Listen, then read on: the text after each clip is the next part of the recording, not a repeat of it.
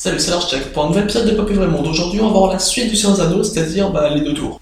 Si vous n'avez pas vu le premier épisode, je vous le mets là. En attendant, profitez de la vidéo. Allez, je vous laisse. Donc, après une fin de premier film où les membres de la communauté sont soit morts, enfin, plutôt censés être morts, ou bien séparés les uns des autres, on commence direct avec un petit flashback qui nous montre le combat entre Gandalf et le Balrog durant leur chute libre. Chute libre d'ailleurs assez vertigineuse au passage. Combat dont on ne voit pas l'issue car il s'agissait en réalité du rêve de Frodon.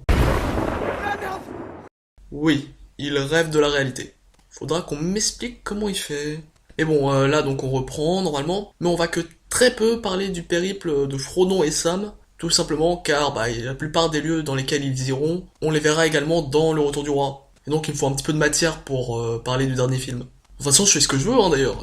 Mais bon, on peut quand même saluer Gollum, que l'on voit en vrai pour la première fois, ou Sméagol, ça dépend comment vous préférez l'appeler. Mais revenons plutôt au vrai héros du film, Aragorn. Quoi, c'est pas le vrai héros? C'est vraiment Frodon? Ok, bon revenons à l'humain hyper classe du film.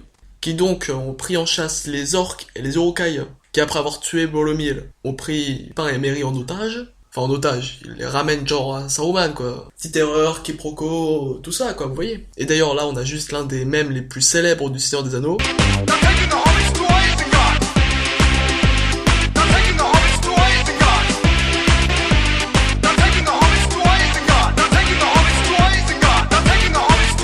Même que Peter Jackson fit répéter à Orlando Bloom quelques années plus tard.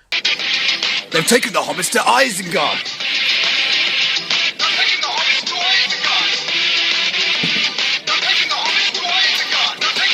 To Isengard, to Isengard, to Isengard. Oui, Orlando Bloom, celui qui joue Legolas.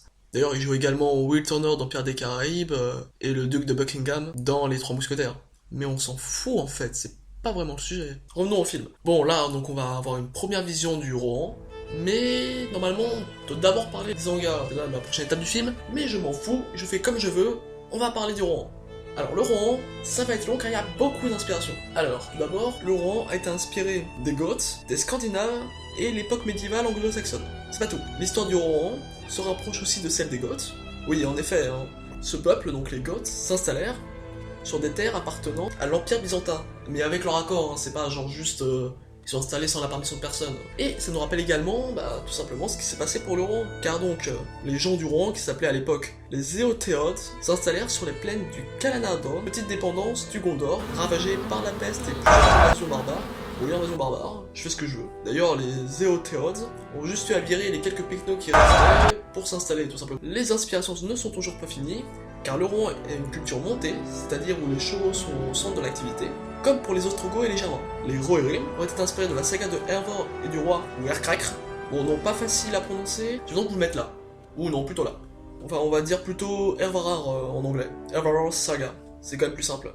Récit islandais, et où donc les Rohirrim, et oui, on n'oublie pas le sujet de base, c'est toujours le Rohan, c'est toujours le Seigneur des Anneaux, donc viendraient des cavaliers du gothique de l'œuvre, et des Shilmaiden, terme qui en français on peut essayer de dire Skaldmo ou Valkyrie, désignant de jeunes femmes guerrières de la mythologie nordique, style Amazon pour les Grecs. Oui, car au Rohan, toute femme sait se battre. Et toute femme peut être une guerrière, peut combattre, égalité des sexes, etc., etc. Mais on en parlera plutôt dans le troisième car c'est quand même beaucoup plus classe. En attendant, les inspirations pour le Rohan et les Rohirrim, ces derniers ont souvent des conflits avec les Dunedain, tensions qui peuvent être rapprochées de celles entre les anglo-saxons, les colons qui peuplèrent l'île de Grande-Bretagne comme on connaît aujourd'hui, face aux natifs celtes. Et pour finir, on peut dire que les Rohirrim sont de meilleurs vikings que ceux que l'on voit dans la part des adaptations qui sont censées se rapprocher de l'époque scandinave. Les vikings n'avaient pas de cornes.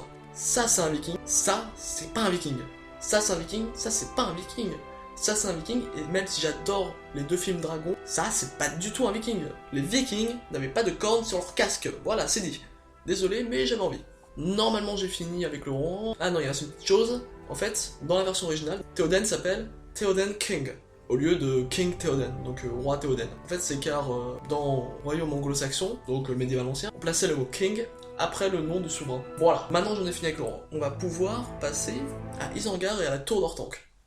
Alors, pour Isengard, donc cette grosse tour noire, qui d'ailleurs est l'une des deux tours du film, Le Seigneur des Anneaux, les 2 tours, c'est genre pas pour rien quoi. Oui, ça paraît logique, mais je précise au cas où. Et bon, cette tour, donc la tour d'Orthanc, aurait été inspirée par la Folie Perrotte à Edgbaston, Birmingham. En fait, il s'agit donc d'une tour du 18e siècle qui dominait donc tout son paysage autour et que Tolkien voyait fréquemment ayant vécu dans la région. Alors ça c'était pour la tour donc d'Orthanc, de Saruman, hein, toujours le méchant. Et ensuite, on a la forêt de Fangorn. Alors, grande forêt à la terre du milieu où vivent d'ailleurs les Ents. Alors, je vais vous faire une définition très simple des Ents. Ce sont de gros arbres qui parlent et qui peuvent bouger, et même marcher. J'avais dit c'était rapide. Et on peut préciser que leur chef serait sûrement pas trop la hiérarchie qu'il y a chez les Ents, Silverbard. En tout cas, cette forêt fut inspirée par Puzzlewood, que je n'ai pas traduit en français parce que ça fait le bois puzzle, c'est moche, c'est très moche. Bon, en tout cas, Puzzlewood est dans la forêt de Dean, toujours en Angleterre, hein, et elle n'aurait pas inspiré que Fangorn, puisque elle aurait aussi inspiré le Lothlorien, dont on a déjà parlé dans le 1, la vieille forêt et la forêt noire. Mais attention, forêt a également inspiré d'autres auteurs, dont J.K. Rowling, la maman d'Harry Potter. Je ne vous ferai pas l'affront de vous présenter Harry Potter, je pense que vous connaissez tous. En tout cas, c'est pas le sujet de cet épisode. Hein. Mais bon, en tout cas, Tolkien aurait pris Puzzlewood pour tout simplement créer la forêt interdite. Ayant vécu pas mal de temps dans le bois d'Inn, plus précisément à Tuchil, de 1974 à 83. Mais on va revenir quand même au sujet de base et on va réunir la forêt de Fangorn avec Tour d'Orthanc. Je sais, ça paraît fou, mais en fait non, on n'était pas tant que ça, puisqu'à la fin du film, oui je spoil totalement la fin, les Ents partent en guerre contre Saruman, car ce dernier il a quand même un petit peu détruit une grosse partie de la forêt pour créer son armée. D'ailleurs, Silverbard pousse un super cri pour rappeler ses potes. Hein.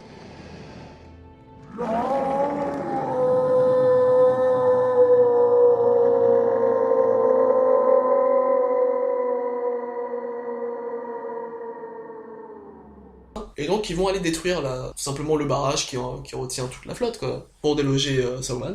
Et on peut rapprocher cet événement donc à Macbeth, précisément l'acte 5, scènes 4 et 5, hein, écrit par William Shakespeare. Je vous présenterai pas William Shakespeare, hein, plus grand auteur anglais, tout ça. Je pense que vous êtes un petit peu au point sur le sujet. Mais en tout cas, dans ces scènes, il y a donc tout simplement la forêt qui marche pour aller attaquer Macbeth. Maintenant, on va revenir un petit peu à l'histoire où je l'avais laissé de base. Et donc on a Aragorn, Gimli et Legolas, toujours à la recherche des hobbits, et donc des orques et des uruk-hai, sauf qu'ils apprennent que bien tout simplement ces derniers se sont fait tuer par les Rohirrim, et bon, ils perdent un petit peu espoir en se disant que les hobbits sont morts également. Sauf que Aragorn, comme c'est un rôdeur, il a de super sens pour observer, un peu genre un Sherlock un peu moins malin mais qui observe bien quoi, et en tout cas, il arrive à voir que les hobbits sont allés dans la forêt de Fangorn. Oui, si j'en parle, c'est pas pour rien. Hein. Cette forêt, il la visite un petit peu pour rechercher Pippin et Merry, sauf que il tombe sur un mage blanc, ils se disent c'est Saruman, faut qu'on le tue, bon c'est le méchant, mais en fait, ils s'aperçoivent qu'il s'agit de Gandalf 2.0 ou Gandalf le Blanc. Ouais, il a survécu en fait. Et c'est justement là que je vais vous parler de la mythologie du Seigneur des Anneaux, pour vous expliquer comment il a survécu. Je préviens direct, ça va être long, très long, et donc on va s'arrêter maintenant, en réalité on verra